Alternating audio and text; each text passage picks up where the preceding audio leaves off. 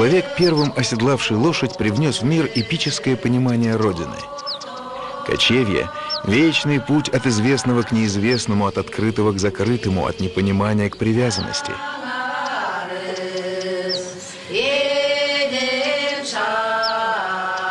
Осваивая необозримые пространства, люди постигали землю как единую колыбель человечества. Лошадь – сакральное животное, давшее начало великому переселению народов и созиданию новой энергии.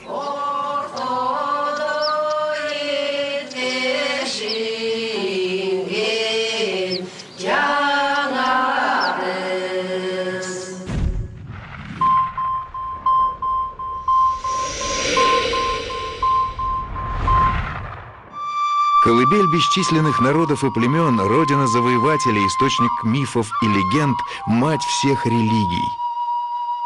С древних времен Алтай почитался как источник духовной культуры Евразии. Каждый человек, как бы ни было случайно или кратковременно его явление в мире, есть звено непрерывной нити, уходящей вглубь как прошлого, так и будущего. Алтай был центром, от которого исходили и прокатывались по просторам всего континента непрерывные волны больших и малых народов с кочевым укладом жизни.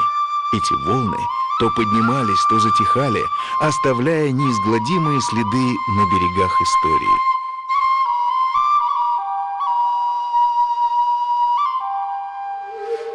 Словно из неизменной текучести алтайских вод рождался один из самых древних на земле мифов о сотворении мира.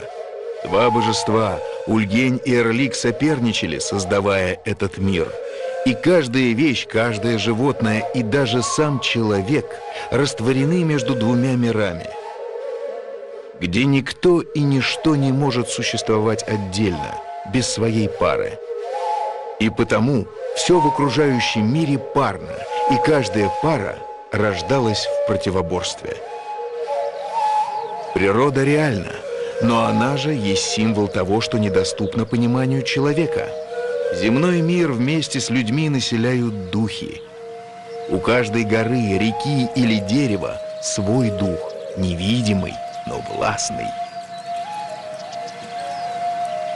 Одним из наиболее распространенных обрядов, через которые почитаются духи, является обряд завязывания специальных ленточек кайры-тялама на ветках в особых местах. Обычно они белого цвета, цвета чистоты. Владыка Верхнего мира, Верховный Бог-Создатель Ульгень. Лошадь – творение небесного Бога, легкая, нервная, живая, она проводник между мирами. В противоположность ей корова, привязанная к земле, к продолжению земного рода. Овца – жертвенное животное, угодное Верховному Богу. Ей противостоит сарлык, крепкий, с холодным, равнодушным взглядом. Подземным миром правит брат Ульгеня, Эрлик.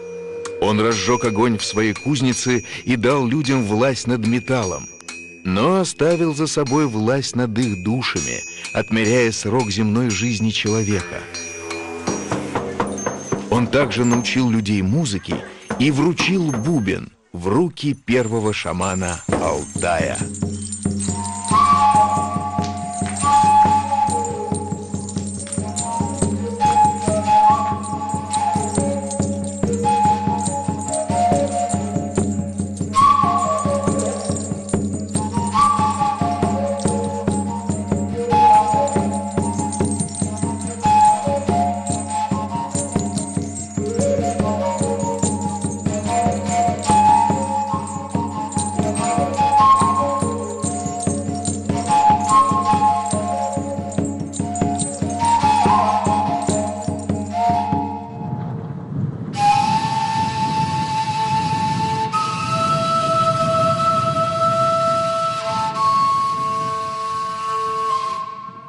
В горах Южного Алтая на границе с Монголией и Китаем живут теленгиты, древняя народность, не утратившая своей этнической памяти. Легендарный предок теленгитов Ярынак, спасшийся от потопа на горе, завещал своему народу эти суровые земли. Зимой минус 40, лето короткое и прохладное. Традиционное занятие теленгитов – животноводство, требует постоянного напряжения сил. Хозяин этой юрты Сергей – глава большой семьи. У него 3 детей, внуки. Младший сын учится в университете. Сергей, однако, менять трудовые пастушьи будни в горах на комфорт квартиры не торопится.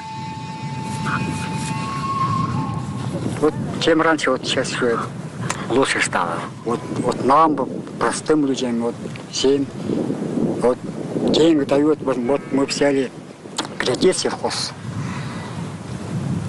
без проблем. А отдавать тоже без проблем? Нет, давать трудно, конечно.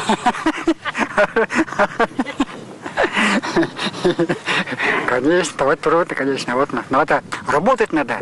Вот. Солнце берет это. И здесь это метр стоит. Вот ему это зарядку дают. Телевизор, магнитофон, может мы купили вот эти спутниковую. То есть вы знаете, что Путин говорит, что... Да, конечно. Раньше вот мы эти керосиновые эти лампы вот были у нас раньше. Вот сейчас уже цивилизация еще есть.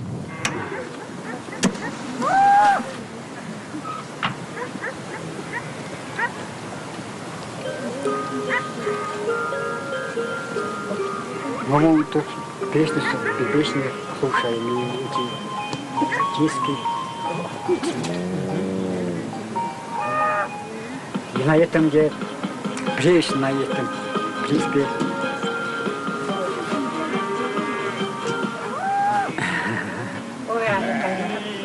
А это мой, отец, 73 года.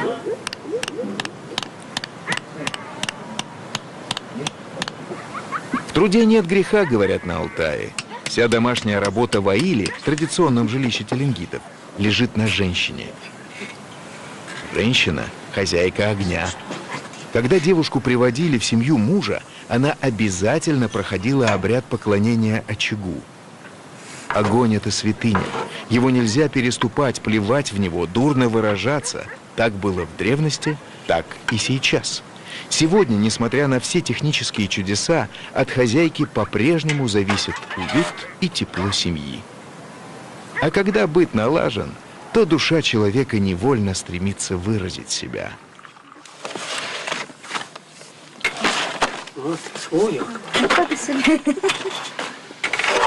Ну вот это мне нравится. Я тоже ходил утром, писал.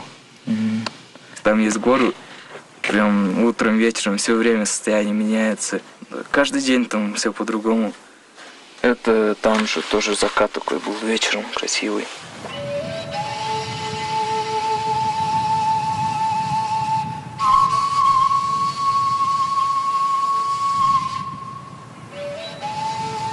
Ну, здесь я большинство отдыхаю, когда пишу там.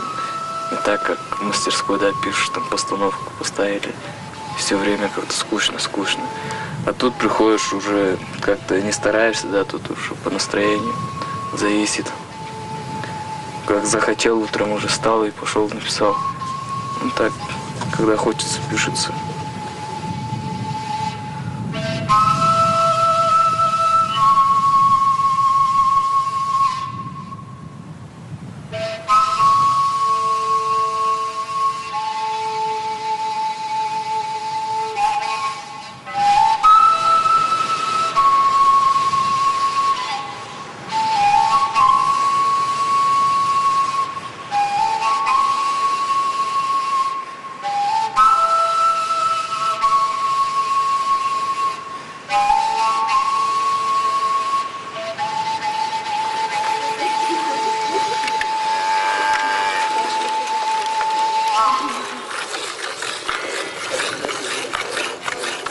Среди такой красоты и живого, почти физического прикосновения к вечности трудно удержаться от восхищения.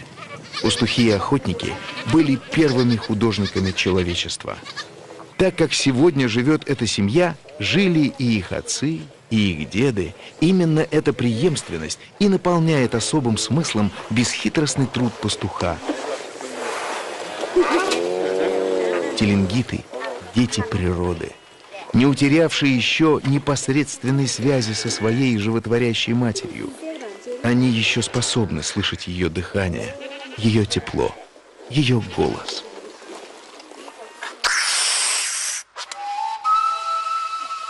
Тысячи людей спешат летом в горы Алтая, чтобы окунуться в стихию традиционного народного праздника Элоин. Начинался он 20 лет назад на фоне возрождения национального самосознания. Как и все другие торжества на Алтае, открывается Элоин обрядом благопожелания родной земле.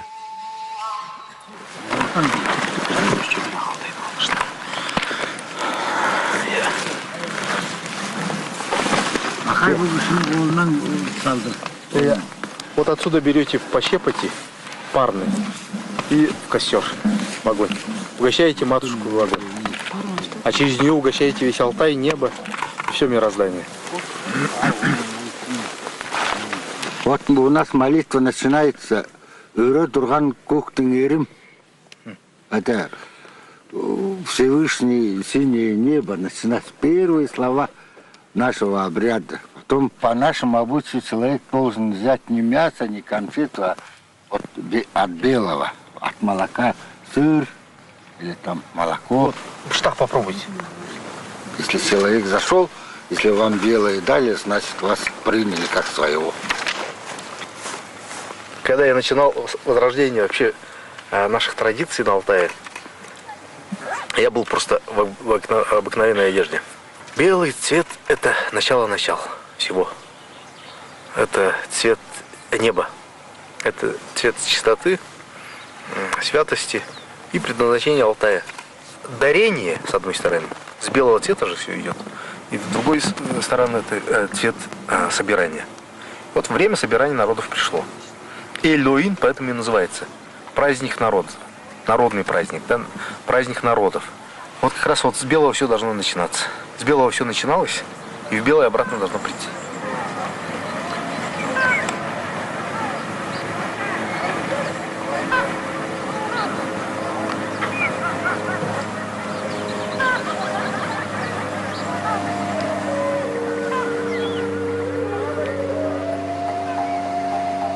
Алтай – уникальный котел, в котором смешались разные национальности. Алтайцы, шорцы, теленгиты, тубалары, кумандинцы, челканцы. Мир древних скифов, тюрков, гуннов и многих других закалялся и выковывался здесь в особый этнос. Около сотни родов, сиоков, насчитывается сегодня в этих краях. Сиок буквально означает «кость», то есть родство, как понимают его алтайцы. Он передается не по крови, а по кости, и в этом метафора стойкости рода. Принадлежащие к одному сиоку люди с гордостью говорят: «Мы единоутробны, мы братья и сестры». Именно поэтому на Алтае до сих пор строго соблюдаются брачные нормы. На представительнице своего рода жениться нельзя. Зато прославлять свой род силой и ловкостью алтайцы учатся с молодых ногтей. Сегодня традиционные состязания на празднике Элоин кажутся всего лишь забавой.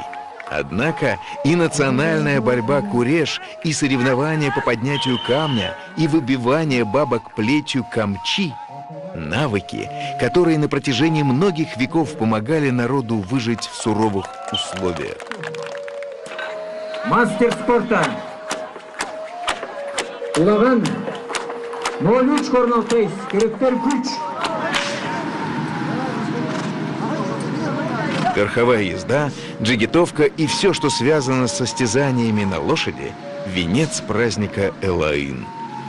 Недаром лошадь на Алтае называют человеческими крыльями. Один из самых экзотических видов спорта – кэгберю.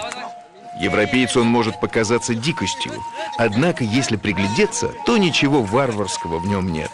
К Экберю есть все: упорство регби, стремительность пола и жесткость хоккея. Задача игроков – поднять с земли тушу козла, протащить ее через все поле и забросить в казан команды соперника. За действиями игроков строго следит судейская команда. Нарушение правил карается удалением с поля. К Экберю игра очень непростая, тактическая.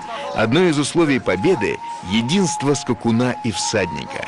Здесь нужны долгие и упорные тренировки. О, великий Создатель! Прими обещание игроков, детей своих, могучих и сильных, смелых мужчин, вступающих в игру. Несмотря на экзотику, игра эта гораздо старше многих олимпийских видов спорта. Ее культивировали еще воины Чингисхана, и на протяжении веков она объединяла народности Средней и Центральной Азии. Сегодня эта игра обрела международный статус, появились национальные федерации и определены единые правила к Экберю.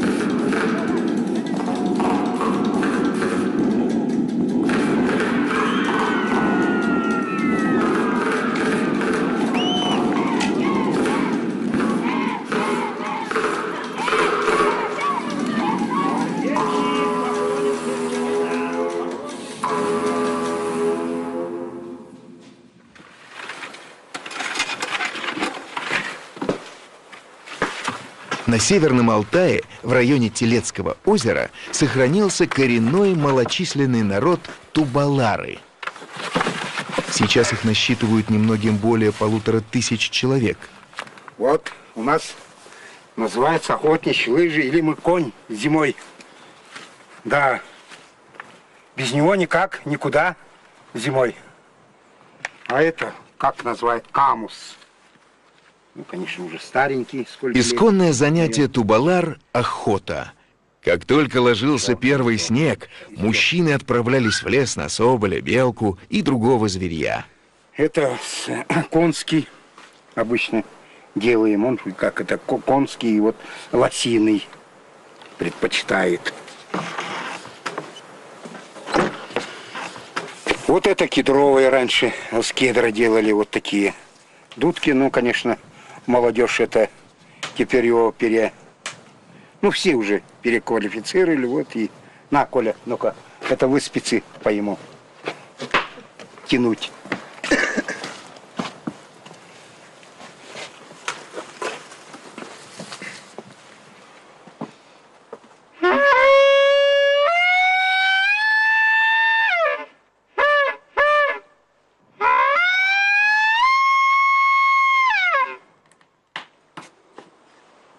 Это вот теперь молодые у нас охотники пользуются так. Это уже у нас, считай, отживает. Коль, ну, наверное, в детстве любимая игрушка была ружье отцовское. Нет? В детстве не доверяли. Это у нас всегда оружие, это очень строго было. С этим, с оружием никто никак, как попало, не баловались. Основная охота у нас и с истории вот так сейчас вот, ну, с ребятешками, с детьми, как общно, как раньше общиной охотились. Ну, легче было его крупного зверя добывать, например, особенно медведя. Куда ты, Коля, уже? Вот. Вон кружки. Большая кружка. Ой, күндеше нандуды. Тяжли. А снежный человек у вас встречается? Но были байки, так, но не знаю. Ни разу не видели. Не видел, нет.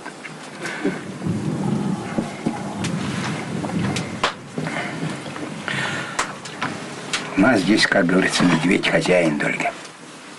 В тайге. Зверь животный, он как у нас почитаемый медведь. Мы на него раньше и Богу молились, люди вот встречаются. Это медведь, как он считался, если он тебе встретился на пути, то в жизни большое счастье будет.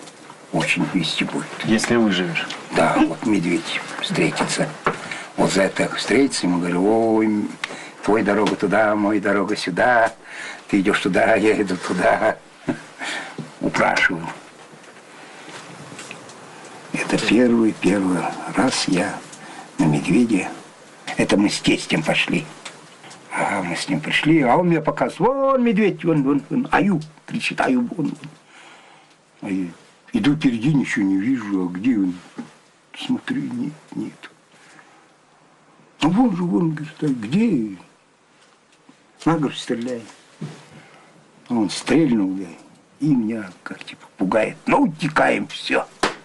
А он как он соскочил, да, как заорал, вот. Прямо рядом, оказывается, вот, подошел. Метров 10, наверное. Ну, как впечатление? Ну, конечно. Ну, а вот, если честно сказать, я даже ничего не почувствовал в это мгновение. Вот в этот момент я даже ни страха, ничего. Только сказал: оружие мне дай. Он ружье мне кинул, сам отбежал. И, ну, ему 3 раза стрелял, правда, свалил. И только сказал: все, готов. А он что? Ой, не говори так, не говори, нет, нельзя так говорить. Ну, я, ладно, подошел, ничего. А вот когда уже начали обдирать все, делать, вот тогда меня уже затрясло. Давно охотится в здешних местах Агафон Ефимович Латкин. Сегодня Латкин собирается в горы, где немало медвежьих берлог. Обычно на медведя охотятся группой, но Агафон Ефимович выходит на опасного зверя всегда один.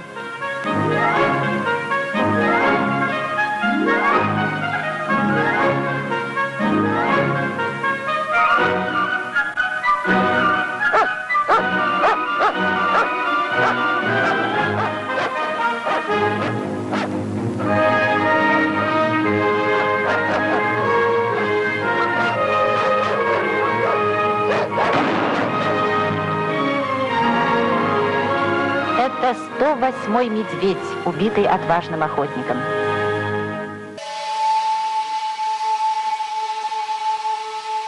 Тишкарана алмазы, тубаларун таязы, адаларун делары, полторун окуновы. Или как перевести, что это? Черневая тайга, тубаларская тайга. Дороги отцов, будущее сынов.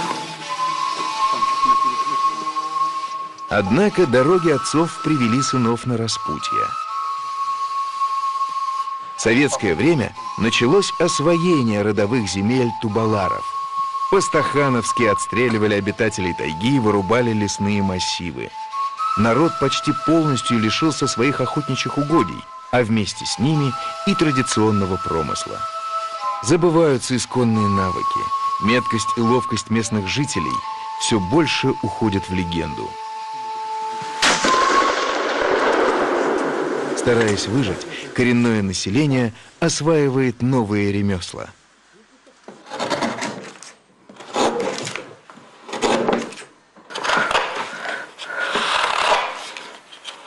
Ну вот мы не думали, что придется нам резать. А жить-то надо как-то выживать.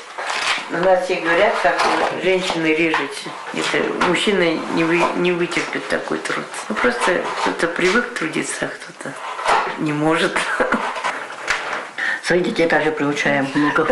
С этих пор они уже в огороде вместе, на покос вместе ходят, винтовку держат, учатся косять. 8-9 лет они уже. У нас родители этим прожили, мы этим выживаем, их этому уже учим. Для нас это вообще святое дело. Кормились, поились. Белые особо все же орехи считаются. Сами орехи, когда хорошие урожай. Осенью как все на орех идем. Все на орех зарабатываем, что-то покупаем для себя. Ну, у нас большая семья, например, всем одежду купить, вот мы на этом орехи зарабатываем. А сейчас даже орехов кладом не стало. Кедр вырубали у нас, а теперь даже вот дерево купить, сувениры делать, для нас очень дорого и проблематично. Потому что захватили кто в аренду, остальным не дают. А у нас все равно вот корова, огород, оно свое дает. Если корову не держать, в огороде ничего у нас не растет, она земля плохая. Картошка растет, горох растет, кукуруза растет, огурцы, морковка, лук, все. Все смешано. Потому что лишней площади нет, и все вот так садим кучно. Помидор мы в парниках садим. Но там тоже куча мала, все в куче, все охота. И все в куче. И там и арбузы, и дыни растут. Вот смотрите, это уже конец июля, а помидоры еще зеленые, да? А у нас, если в сентябре помидоры идут, это хорошее дело у людей. А то так и не вызревают. А у нас уже конец июля, уже зреют. Это достижение при нашей погоде. В прошлом году вообще не успела вызреть ничего. Тогда Новый год за зеленые лежали. Такие помидоры. Солнца вообще не было. Со всех сторон машины.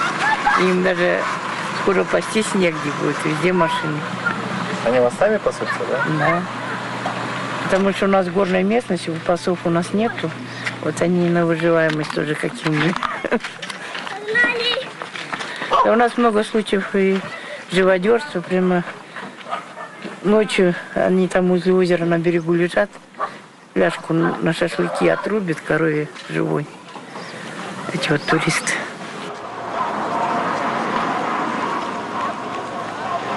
Телецкое озеро привлекает людей со всех концов страны. На алтайском его называют Алтын-Кёль, что означает «золотое». Однако для коренного населения местная достопримечательность отнюдь не стала золотой. Туристский бизнес по-алтайски – это отсутствие инфраструктуры и порядка, варварское разрушение хрупкой, уникальной экосистемы. В памятках, посещающим заповедные зоны, строго запрещается разводить костры или рубить деревья. Но далеко не все следуют этим правилам. Местным жителям приходится с этим мириться. Без туристов здесь не прожить.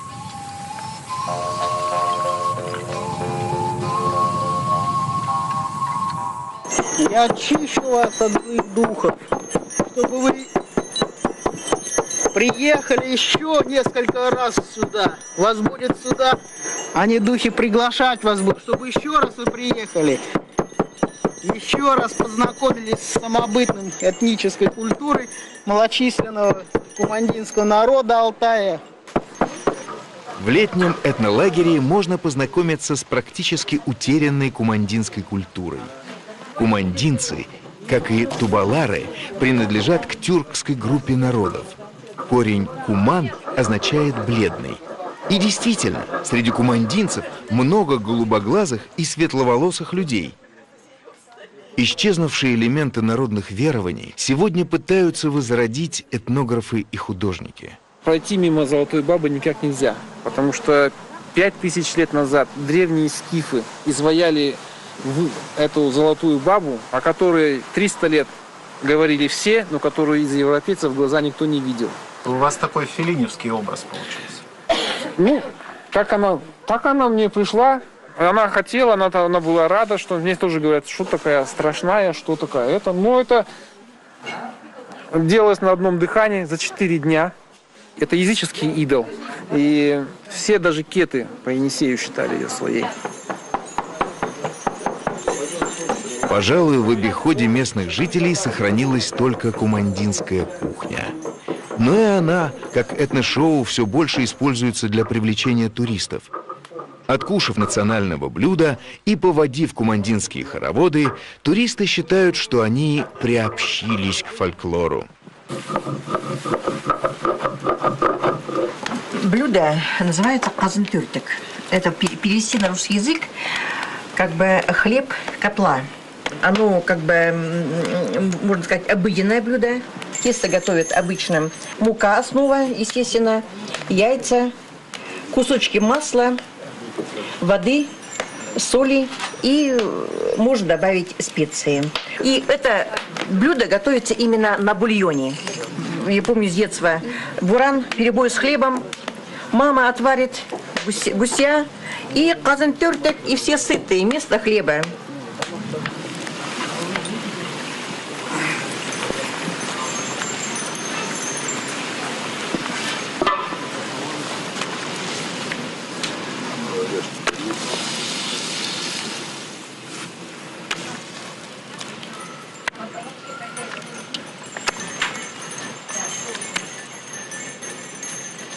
Наши кумадинцы много от русских переняли. Те же пельмени, это от русских казаков пришло все-таки. Даже помню, я в детстве, так папа рассказывал, наши огурцы стали выращивать. Войну, вот получается 45-й год, ходили за огурцами купить огурцы. Это в районный центр, Красногорск. 5 километров. И первый, кто у нас начал садить помидоры, это мой отец опять, потому что он, ну, как бы для своего времени был образованным человеком. Уже готово. Все, уже готово. Это все здесь жирненькое. Тесто. Да, тесто все это уже как бы как пельмени же, получается, варится, только всплыли они. Со второй половины XIX века кумандинцы ведут оседлый образ жизни. И их бытовой уклад сегодня практически не отличается от основной массы населения Алтая. Однако численность их в период перестройки сильно снизилась. Чтобы помочь народу выжить, на окраине Бийска в рамках целевой федеральной программы по поддержке коренного населения был заложен благоустроенный поселок. Мы думаем, что его нужно продолжать дальше строить.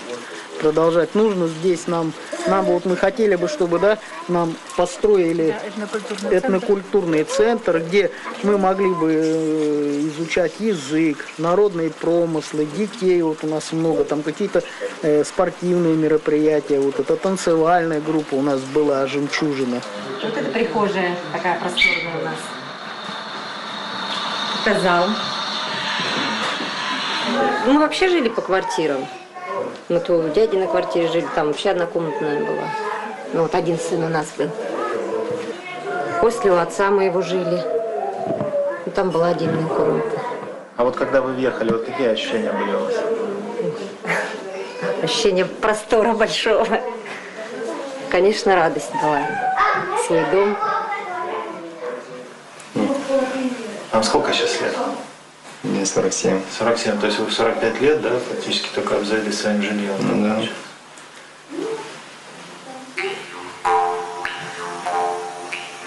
Так выглядит сегодняшнее простое человеческое счастье.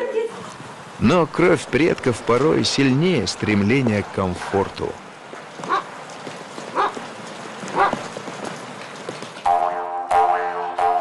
Это древнее жилище алтайцев. Я скажу, что вот эти жилища алтайцев подразделяются на три.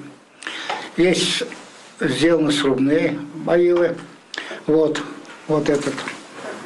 Второй этот. И третье, значит, из качмы сделано. Вот. А вот это жилище северных алтайцев. Она покрывается корой, и она не переводится. Куда они едут, там у них есть вот такие строятся. Несмотря на то, что это цивилизованно, я себя маленько считаю цивилизованным, а юно растянет. Хочу так поспать.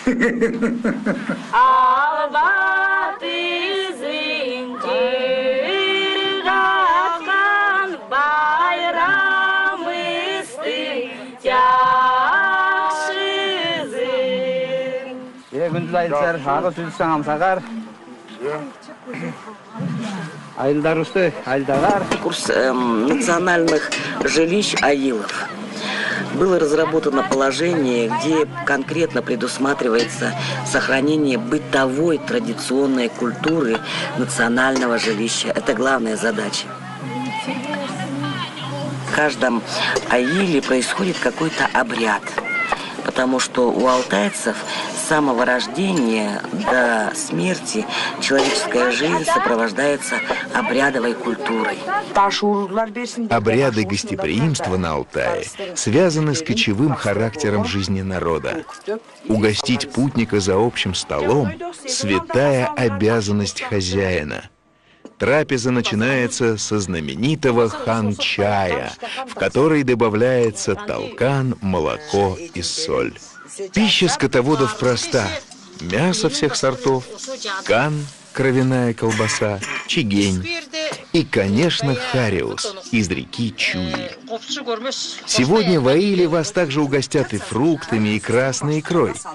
Плоды цивилизации изменили меню народа, но обычай радушного приема гостей остается. Цивилизация барда болса, осоғы қойыстың едімдерісті таштабай еділеніпле жүредіз. Чай тұз салатын, осы Алтай албаты көшіп жүретін, малаш көретін. В настоящее время мы находимся в аиле Теленгита. Это те же алтайцы, те далекие исторические времена, свое историческое название. В этом и колорит российского многонационального народа, так и алтайского населения. Но единым знаменателем, почтением является Алтай, земля наша, небо, вот очох. И вот все, что вокруг этого люди выросли. Это и есть могущество России, колорит России, дружба, толерантность наших народов. Вот этот праздник, он как раз дает такую возможность сказать, что ты самодостаточен и богат. И поэтому будь любезен, люби все, что есть у нас сегодня. Вот я считаю, что все, кто приехал на этот праздник, сегодня светлой завистью завидуют нам и говорят, какие вы счастливые люди, алтайцы.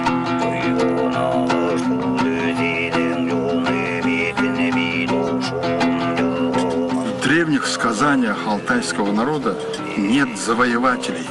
Они все хранители Алтая, земли, огня, рек. Они все защитники интересов бедного чабана, бедного молчи, все спасители. Вот в этом дух, ментальность. И не случайно вековая философия алтайцев так и заключена, что Алтай людьми богат, а человек человеком богат. Вот в этом вся кредо. После застолья по традиции дорогому гостю повязывают красный кушак. Это знак единения и родства. Пастухи, долгое время живущие вдали от больших селений, в полной мере научились ценить роскошь человеческого общения. Кони узнают друг друга ржанием, человек сближается словом и взглядом. Говорил один из самых замечательных алтайских художников Григорий Чорос-Гуркин, чей 140-летний юбилей отмечают в этом году.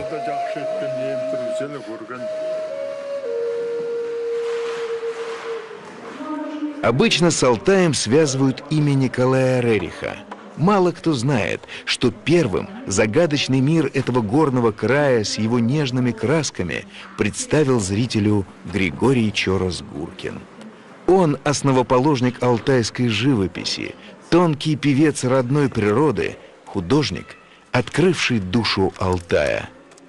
Первые его выставки 907-908 годов, например, в городе Томске, были с величайшим успехом прошли, потому что он представил ранее никому неведомый Алтайский край, Алтайскую тайгу, алтайский пейзаж, горы, горный пейзаж. Ученик великого русского художника Ивана Шишкина, Гуркин в 27 лет поступил в Петербургскую академию искусств. В его картинах проявилась живая энергия земляков и тайна гор, которые алтайцы издавна одухотворяли. О, Алтай, о, златосветный край, ты сказание, песня или рай? Андрей Модоров, Новосибирск. Кайчи не просто сказитель или певец. Это хранитель традиций. Его искусство объединяет все народы, живущие на Алтае. Настоящий кай должен длиться 7 дней и 7 ночей. Это цикл сотворения мира. Это поэтический мир подвигов богатырей. Стать кайчи значит принести славу своему роду.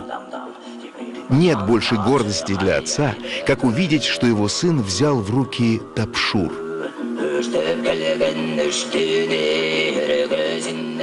По легенде, тапшур, музыкальный инструмент, принесли людям светлые божества.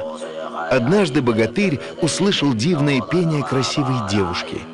Испугавшись, она ударила инструментом по камню и растворилась в воздухе.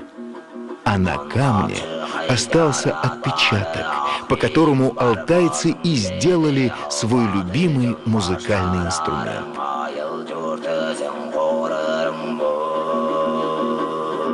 Когда люди же слушают, вот, например, свою музыку, они как бы пробуждаются, наверное.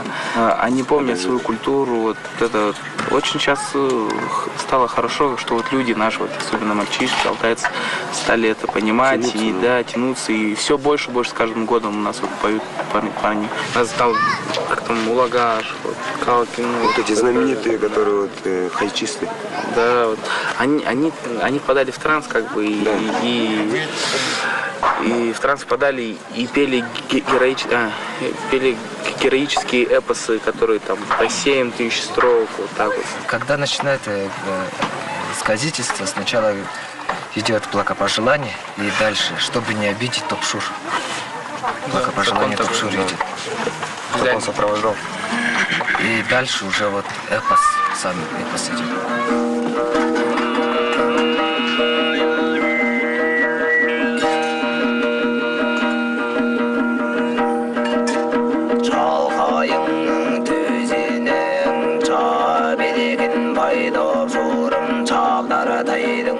На Алтае много сказителей, но великий кайчи всегда один.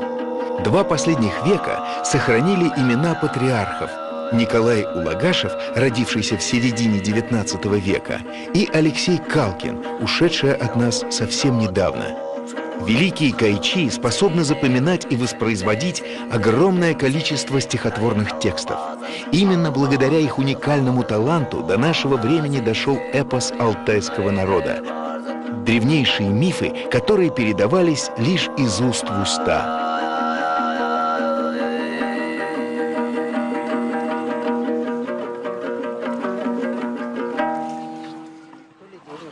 Героический эпос сегодня можно записать на бумаге, но никаким пером не запишешь душу человека. Каждое поколение по-своему читает непостижимую книгу красоты Алтая. И строки песни рождаются согретые любовью молодости. «Таланту многое позволено», — говорил Алексей Калкин. «Не надо бояться, если сделано талантливо и красиво, наказание не последует». Он как бы благословил молодых кайчи.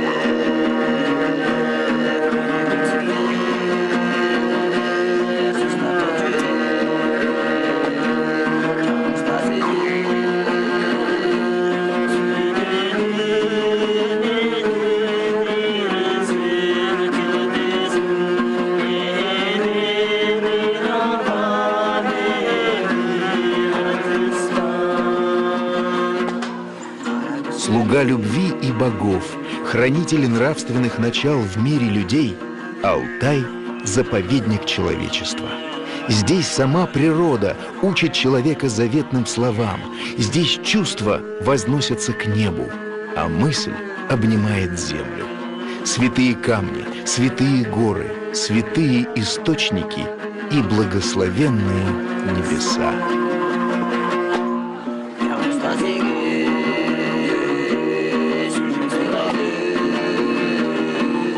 Традиция кайчи не прервется. Всегда на Алтае будут великие сказители. Всегда будут исполняться героические песни, звучать тапшур и откликаться эхо гор. Алтай всегда будет питать своих детей вдохновением и, как праматерь человечества, защищать их от соблазна.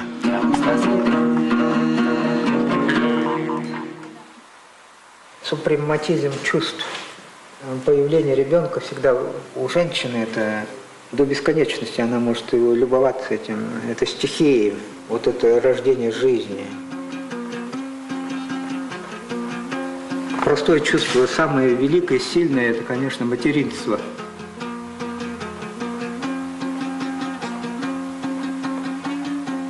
Вот эти животные, архары, они у меня везде присутствуют. В мифологии они посредники. То есть это животное, оно универсальное, оно может и в подземном мире находиться, и до верхнего мира. Эти животные, они вездесущие. Конечно, большая часть тут и фантазия такая, вот, поиски каких-то необычных ракурсов, решений. Это, мне хотелось более скрупулезной работы, и больше мне подходил духовно именно Павел Филонов, так как он каждую часть явления в рисунке разлагал до таких художественных атомов. Но в изобразительном искусстве, как и в другом виде, еще надо свое направление найти. Вот для меня послужил вот этот Алтай. Алтай, что связано с Алтаем, это древние вот эти архетипы, которые на скальных этих нарисованы. Корни все-таки как-то остаются, потому что понятие корней, оно у всех народов присутствует.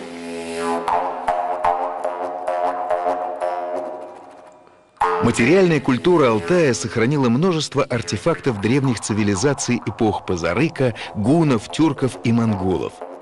Оленные камни, петроглифы, как и многочисленные курганы, разбросаны по всей территории Алтая.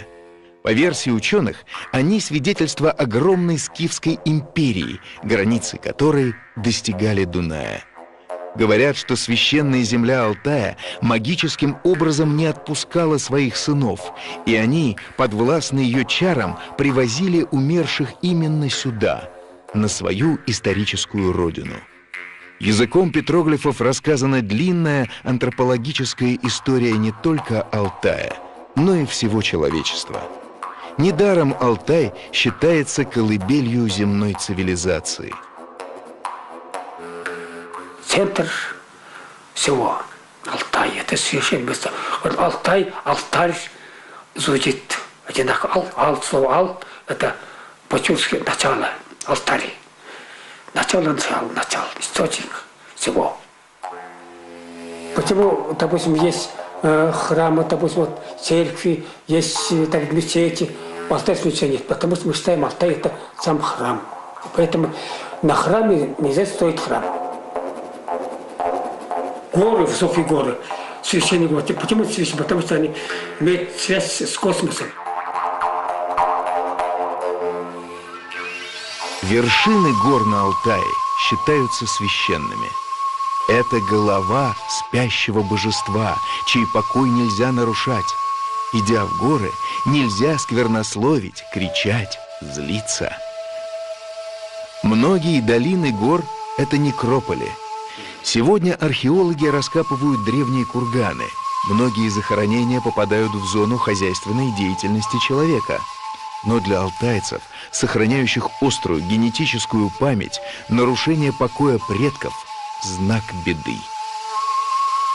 У нас все стать как охранники, как защитники живущих на земле. Если все нарушишь, они вот, тоже тебе начнут мешать жить на этой земле.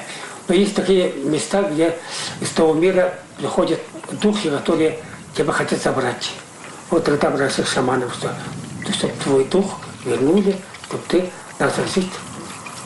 Поэтому шаманы считаются связующими между нижним миром, верхним миром и солнечным миром. Поэтому в мифах мировоззрение, миропонимание народа нашего. Отсюда и нравы, вопросы нравственности, вопросы морали, как вести себя, как общаться с природой, как общаться вообще с миром.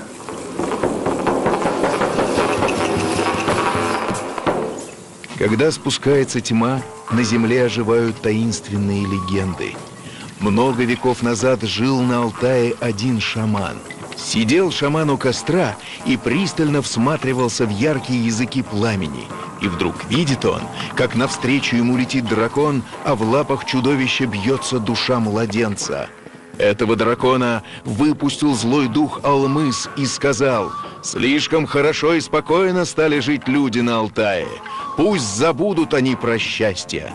Тогда ударил шаман в свой бубен, начал крутиться в неистовом танце, и засверкали по всей округе громы и молнии. Вызволил он душу младенца из лап чудища, и сразу вернулась к людям счастливая и спокойная жизнь.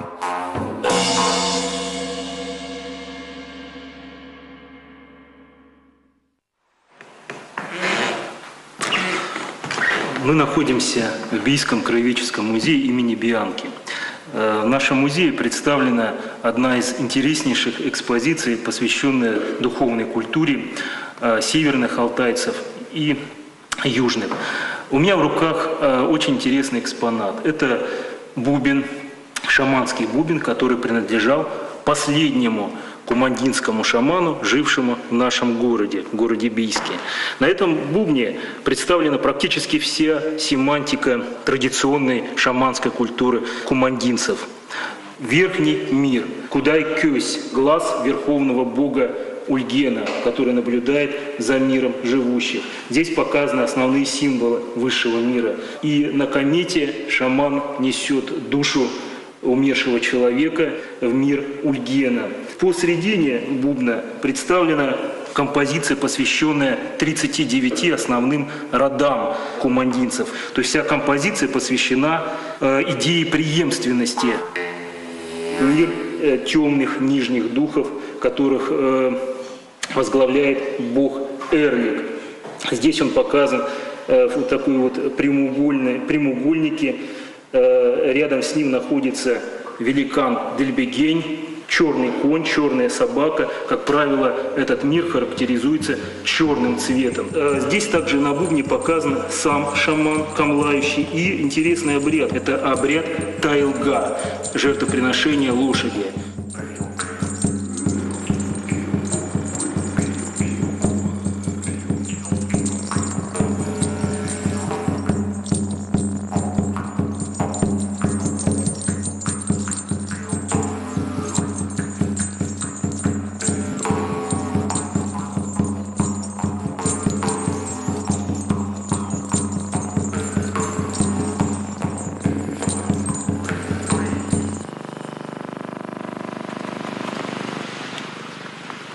За тысячелетия на алтайской земле не раз менялись парадигмы мышления.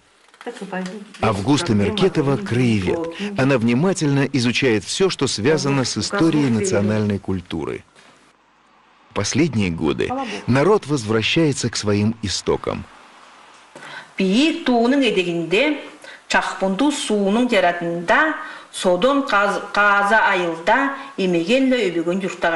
Не просто перевести на алтайский язык даже такую простую сказку, как «Колобок». И даже само название дословно означает «хлеб, печеный в золе». Бурное развитие печатного слова началось на Алтае в начале XIX века с приходом сюда русского православия. В 1840 году появился первый миссионерский алфавит, основанный на кириллице.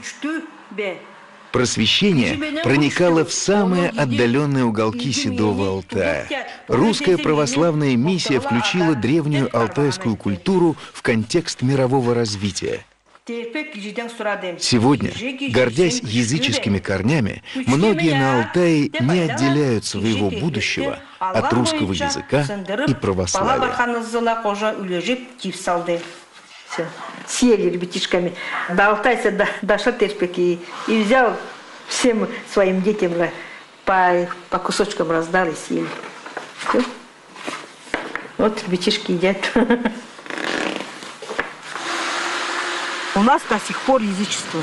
Только теперь новая религия, буханизм, белая вера, которая обожествляет природу, небо, землю. В общем, все. А вы тоже бурханистка, да? Нет, я православная. И у меня уже это погруженная, сказать, готовлюсь к решению. Я сын готовится, я тоже. Православие на Алтайской земле распространялось и утверждалось благодаря деятельности Алтайской духовной миссии, основанной в 1830 году преподобным Макарием. Спустя несколько лет дьякон Михаил Чевалков, первый алтайский писатель, перевел на родной язык священное писание. Сегодня, когда история православия на Алтае насчитывает более 200 лет, люди осознают духовные ценности как возможность национального возрождения.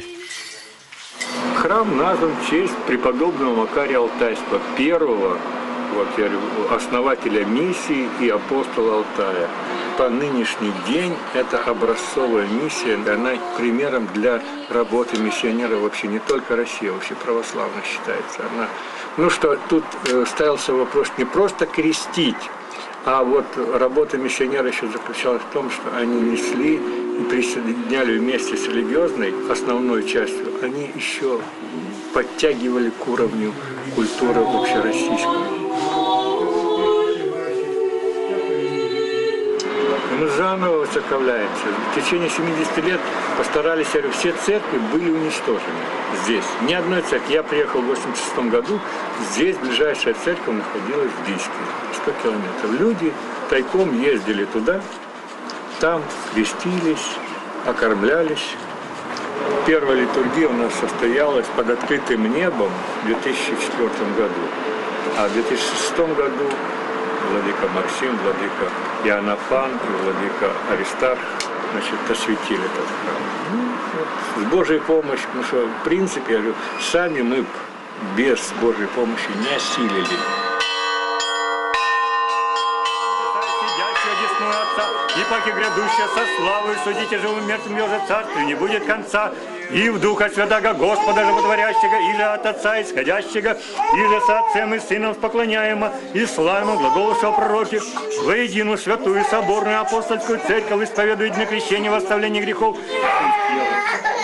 Мария, во имя Отца, аминь.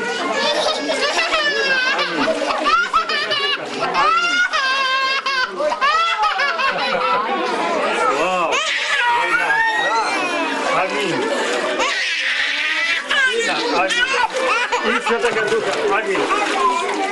Во имя Отца, аминь. Сына, аминь. И Святого Духа, аминь. Крест где? А вы где-то прячетесь, я говорю, вместо того, чтобы рядом быть. Привет, Макарушка. Покровитель, будь тебе классный. Счастье, раб Божий. Владимир Макарий, во имя Отца, аминь. Сына, аминь. И Святого Духа, аминь.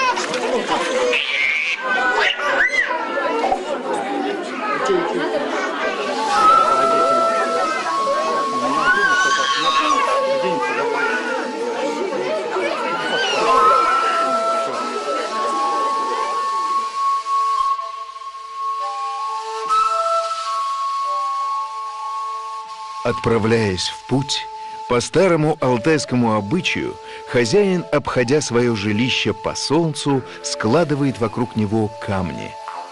Ровно по числу членов своей семьи. Это граница, охрана родного дома и очага.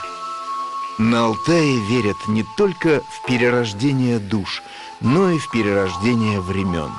Сейчас время собирать камни. Снова возрождаются неприходящие ценности.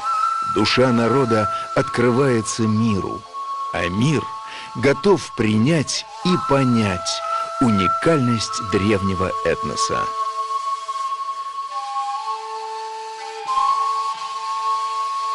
Недаром Алтай называют священным краем, перекрестком цивилизаций, центром грядущего мироустройства. Алтай – символ устремленности народов к одухотворенному будущему.